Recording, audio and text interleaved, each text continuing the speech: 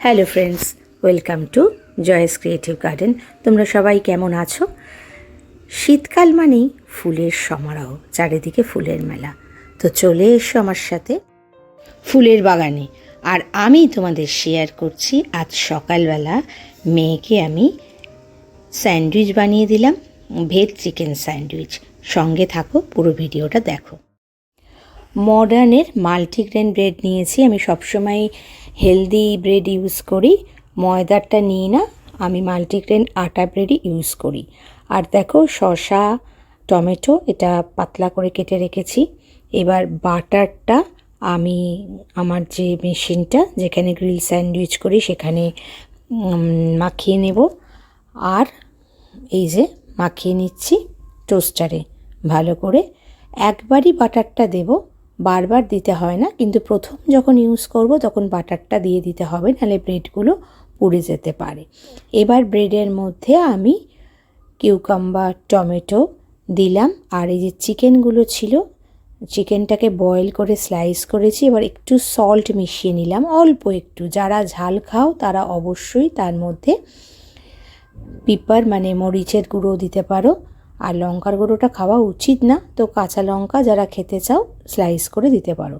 এবার ব্রেডের মধ্যে আমি কিউকাম্বার, টমেটো দিয়ে স্লাইস চিকেনগুলো ওর মধ্যে দিয়ে দিলাম। দেখতেই পাচ্ছ, ভালো করে ভরাট করে দিলাম, কারণ মেয়ে এই যে সকালবেলা যায়, আসে সেই সন্ধেবেলা, এই খাবারটাই খায়।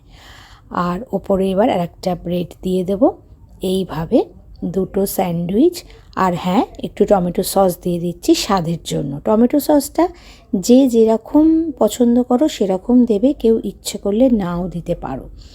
এবার ওপরে আর একটা ব্রেড দিয়ে দেব এবং এইভাবে পাশেও একটা স্যান্ডউইচ। দুটো স্যান্ডউইচ না হলে সারাদিনের এত কাজ করবে, বাইরে থেকে ও খাবার খায় না, তো এটা তো খুবই হালকা এবং হেলদি, কোনো ক্ষতি নেই।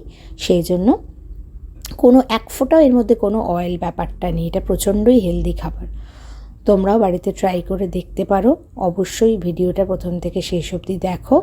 আমি এবার এটাকে মেশিনটা চালিয়ে দেব, মানে গ্রিল স্যান্ডউইচ টোস্টারটা। তাড়াতাড়ি আবার প্যাক করে দিতে হবে মেয়েকে।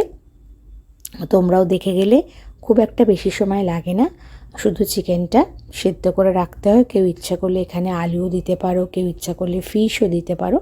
সেটা একদমই ডিপেন্ড করছে যে তোমরা কি খেতে ভালোবাসো, তার উপরে আবার শুধু ভেজও বানাতে পারো।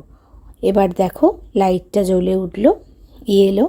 এটা আস্তে আস্তে এবার গ্রিন লাইটটা হবে। এই যে দেখো, খানিকটা পর এই যে গ্রিন হয়ে গেছে, তার মানে গ্রিন হয়ে যাওয়া মানে তোমার ফাইনাল প্রসেসিং হচ্ছে। এবার গ্রিনটা অফ হয়ে যাবে রেডি হয়ে গেলে। এই যে গ্রিনটা অফ হয়ে গেছে মানে স্যান্ডউইচ আমার রেডি। এবার খুলে ফেলবো সুইচটা বন্ধ করে দিয়ে। এই যে দেখো, সুন্দর হয়ে গেছে গ্রিল স্যান্ডউইচ।